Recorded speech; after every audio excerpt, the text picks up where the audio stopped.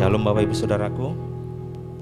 Kita buka Alkitab kita di dalam kitab Mazmur pasal yang ke-135. Kita baca dari ayat 1 sampai dengan ayat yang kelima. Mazmur 135 ayat 1 sampai dengan ayat yang kelima. Sebenarnya nanti kita fokusnya juga sampai ayat 21, cuman kita baca ayat 1 sampai dengan ayat yang kelima. Kita baca bersama-sama 2, 3. Haleluya, pujilah nama Tuhan, pujilah hai hamba-hamba Tuhan, hai orang-orang yang datang melayani di rumah Tuhan, di pelataran rumah Allah kita. Pujilah Tuhan, sebab Tuhan itu baik, bermazmurlah bagi namanya, sebab nama itu indah. Sebab Tuhan telah memilih Yakub baginya, Israel menjadi milik kesayangannya. Sesungguhnya aku tahu bahwa Tuhan itu maha besar dan Tuhan kita itu melebihi segala Allah. Amin. Bapak Ibu Saudaraku, malam hari ini saya ingin berbicara tentang The Lord is great. Dikatakan tadi di ayat 5, sesungguhnya aku tahu bahwa Tuhan itu maha besar. Saya tahu bahwa setiap kita pasti mengalami bagaimana kedahsyatan Tuhan di dalam kehidupan setiap kita. Amin. Pasti kita mengalami. Dari kita yang dulu belum mengenal Tuhan sampai kita mengenal Dia secara pribadi, saya percaya bahwa kita mengalami sesuatu yang dahsyat di dalam kehidupan kita, sehingga kita bisa berkata bahwa sungguh Allah yang kita sembah adalah Allah yang begitu besar di dalam kehidupan setiap kita. Malam hari ini kita akan lihat bagaimana kebesaran Allah itu dari Mazmur 135. Saya percaya dari ayat lain juga kita bisa melihat bagaimana kebesaran Allah kita, tapi kita ingin belajar dari Mazmur 135 ini. Bagaimana kedahsyatan Allah atas bangsa Israel.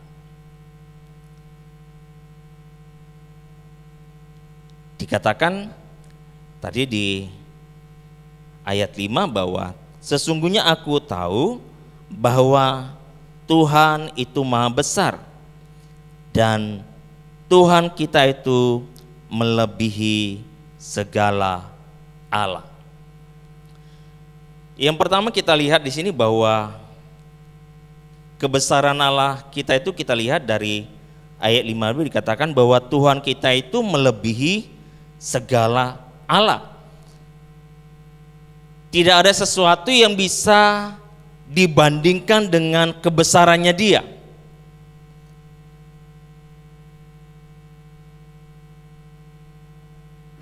Bahwa dari Allah-Allah yang bangsa Israel,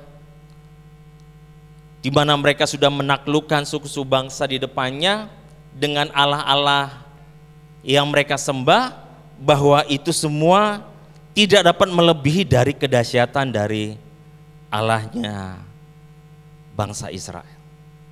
Makanya dikatakan di ayat 5 bagian B itu bahwa Tuhan kita itu melebihi segala Allah. Yang kedua kita melihat di ayat 6 dan 7 dikatakan Tuhan melakukan apa yang dikehendakinya di langit dan di bumi, di laut dan di segenap samudra raya. Ia menaikkan kabut dari ujung bumi, Ia membuat kilat mengikuti hujan, Ia mengeluarkan angin dari dalam perbendaharaannya. Terus kalau kita baca lagi itu mengungkapkan bagaimana bahwa Allah itu memiliki otoritas atas alam semesta. Tadi yang pertama bahwa Dia melebihi segala Allah. Yang kedua kita lihat bahwa Dia memiliki otoritas atas alam semesta, sehingga Dia bisa mengatur segala sesuatunya menurut apa yang Dia firmankan. Dan saya percaya Dia juga yang punya otoritas tertinggi di dalam hidup kita. Amin. Makanya kita ada sampai dengan saat ini. Dia punya otoritas atas alam. Dia mengatur segala sesuatunya. Yang ketiga, Kita lihat di ayat 8 dikatakan, dialah yang memukul mati anak-anak sulung Mesir, baik manusia maupun hewan. Pribadi Allah yang begitu besar itu kita lihat bahwa dia pemilik kehidupan. Dikatakan dialah yang memukul mati anak-anak sulung Mesir, baik manusia maupun hewan. Dia pemilik kehidupan. Allah yang punya kehidupan itu sehingga menghidupkan kita juga yang dulu mati oleh karena dosa. Dia pemilik semuanya. Kita mungkin sudah mempunyai angan-angan yang besar, tapi kalau Tuhan katakan, oh tidak anakku, kamu tidak akan sampai di sana. Sama halnya seperti Musa. Tuhan hanya memperlihatkan, kamu naik ke atas gunung itu, kamu lihat, itulah tanah perjanjian yang akan aku sediakan bagi umat pilihanku. Tapi Musa tidak masuk ke dalamnya, dia hanya diperlihatkan oleh Tuhan. Pribadi yang begitu luar biasa yang sudah membawa bangsa Israel ini. Tapi Tuhan hanya izinkan dia hanya untuk melihat, tidak masuk ke dalam tanah Kanaan.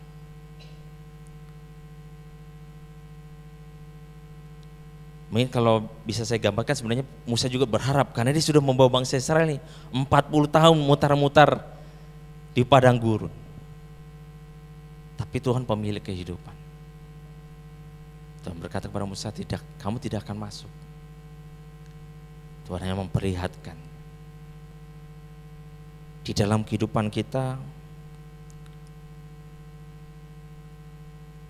saat kita tahu bahwa dia pemilik hidup kita, mari kita belajar untuk sungguh-sungguh berharap dan percaya, dan kita berlaku sebagaimana Tuhan mau di dalam kehidupan setiap kita,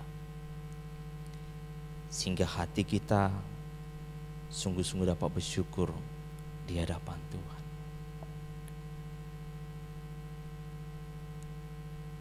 Kita bisa merancangkan segala sesuatunya, tapi saya percaya bahwa Tuhan punya kedaulatan yang besar untuk setiap rancangan-rancangan kita.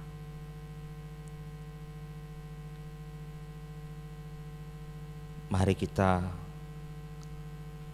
belajar untuk mempersembahkan seluruhnya di hadapan Tuhan. Di ayat yang selanjutnya dikatakan, ayat 9, dan mendatangkan tanda-tanda dan mujizat ke tengah-tengahmu, hai Mesir, menentang Firaun dan menentang semua pegawainya, dan mendatangkan tanda-tanda dan mujizat. Allah kita menjadi sumber segala sesuatu dari apapun yang kita butuhkan di dalam hidup kita. Saya percaya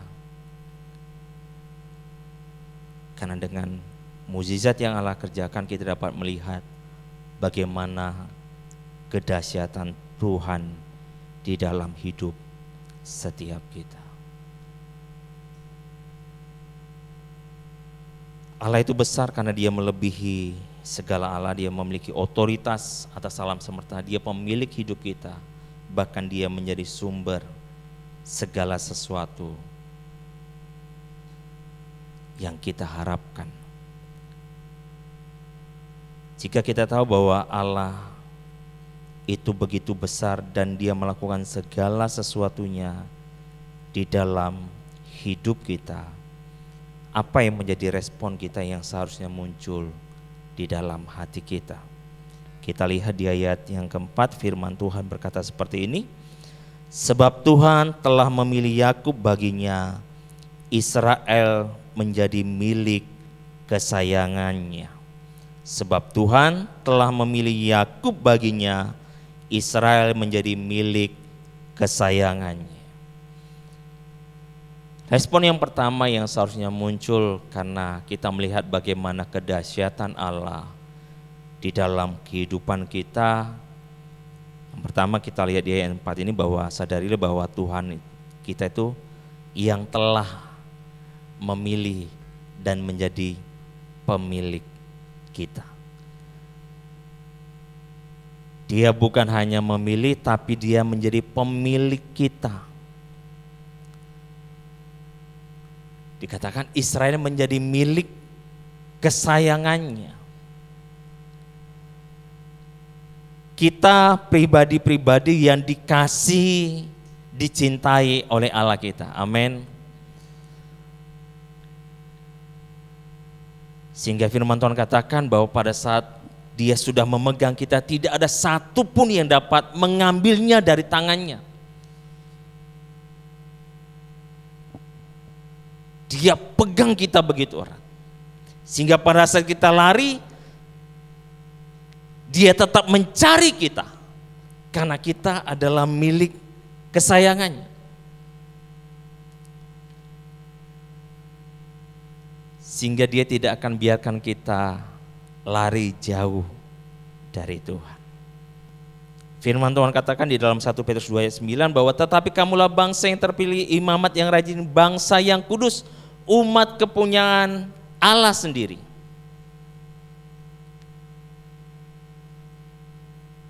Kita bangsa yang terpilih, imam-imamnya Allah. Dia jadikan miliknya.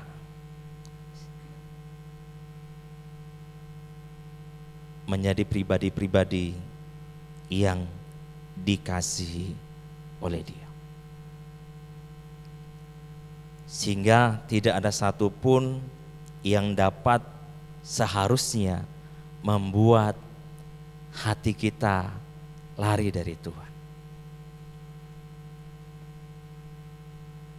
Karena Dia sudah pilih kita dan Dia buat kita termaterai menjadi miliknya. Kalau Bapak Ibu Saudaraku kita lihat film-film atau geografik gitu ya, saat ada di dalam sebuah bukan perkebunan ya, tapi peternakan hewan, itu pasti pemilik itu akan selalu menandai hewan miliknya. Maukah itu sapi, itu pasti dikasih cap yang panas terus ditempelkan ke kulit binatang ternaknya. Menjadi cap bahwa ini punya si anu, ada pemiliknya. Begitu juga Allah kita. Saat Dia sudah memilih dan menjadikan kita miliknya, Dia cap itu oleh anak darah domba Allah di dalam kehidupan setiap kita. Dia cap bahwa kita pribadi-pribadi yang sudah diselamatkan oleh Dia, menjadi miliknya. Yang kedua, di ayat 1 dikatakan haleluya, pujilah nama Tuhan, pujilah hai hamba-hamba Tuhan. Ayat 2 dan 3, hai orang-orang yang datang melayani di rumah Tuhan, di pelataran rumah Allah kita. Ayat 3, pujilah Tuhan sebab Tuhan itu baik, bermasmurlah bagi namanya sebab nama itu indah. Kita lompat di ayat 19 sampai dengan 21. Hai kaum Israel, pujilah Tuhan, hai kaum Harun, pujilah Tuhan, hai kaum Lewi, pujilah Tuhan, hai orang-orang yang takut akan Tuhan, pujilah Tuhan, terpujilah Tuhan dari Sion. Hal yang kedua yang seharusnya menjadi respon kita terhadap kebesaran Allah adalah adanya sikap untuk kita memuji dan menyembah Dia. Adanya sikap hati untuk kita memuji dan menyembah Tuhan. Jadi pujian dan penyembahan kita itu menjadi bagian di dalam kehidupan kita.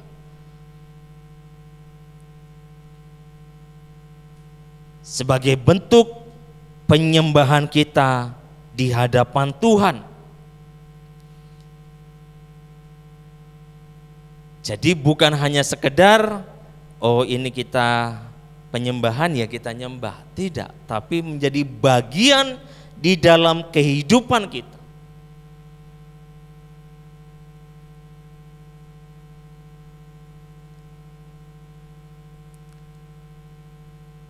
Sehingga seluruh aspek hidup kita itu menjadi penyembahan yang sempurna yang keluar dari hidup kita kepada Allah kita yang besar.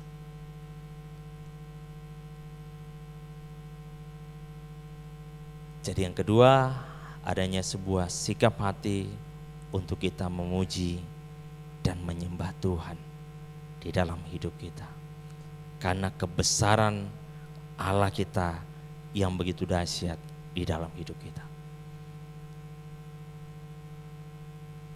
Saya percaya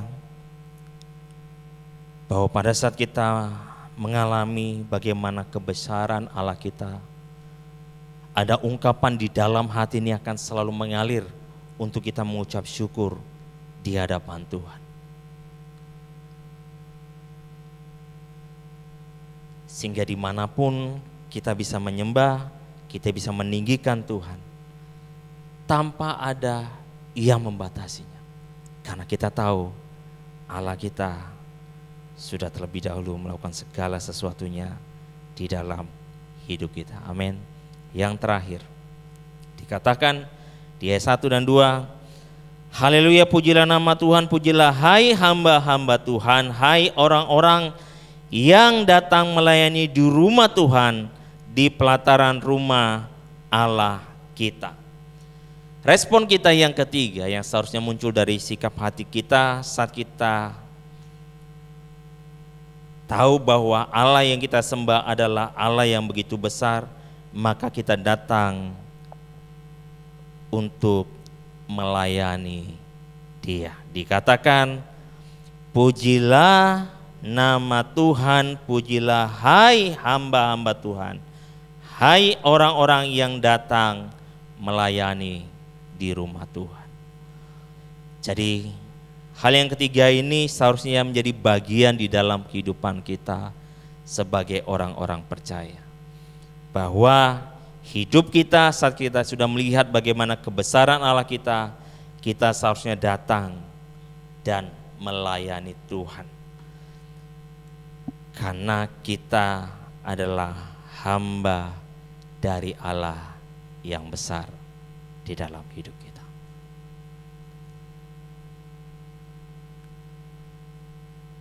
Biarkan tiga sikap hati ini ada di dalam hidup kita, sehingga tidak ada satupun yang bisa menarik kita untuk kita tidak melayani Dia. Amin. Karena kita tahu Dia Allah yang begitu besar di dalam hidup kita, sehingga kita melayani Dia yang besar itu di dalam hidup kita. Biarkan tiga bagian ini ada di dalam hidup kita. Kita menyadari bahwa Dia yang memilih menjadi pemilik hidup kita. Yang kedua, bahwa ada sikap hati yang terus memuji dan menyembah Tuhan di dalam hidup kita.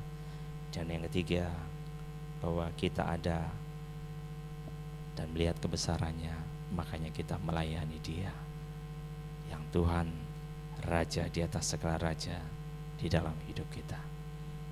Amin.